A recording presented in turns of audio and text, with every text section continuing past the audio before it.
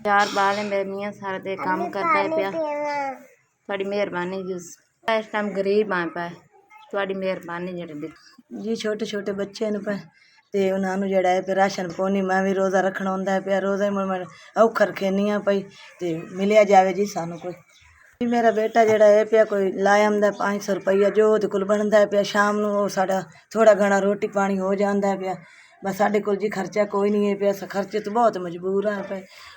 Ration सानू पहुँचाओ अस रोज़े रखेंदे पे बड़े साढ़े हालात माड़े न पे बड़े हालात साढ़े खराब हैं बड़ा मुश्किल बच्चों का गुजारा हो रहा है पिया तो थोड़ी बड़ी मेहरबानी बेटा साडे रोज़े सानू रखवाओ साडी इमदाद करो। हाँ थोड़ी अल्लाह तुहानू हाज करावे अल्लाह तुहानू बहुत ज़्यादा कुछ देवे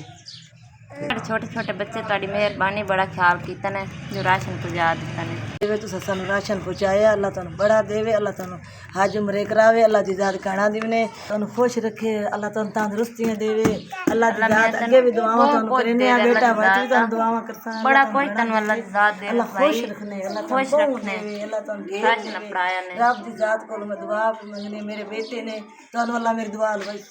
उमरा करावे अल्लाह दी ज़ात बड़ा कुछ देवे।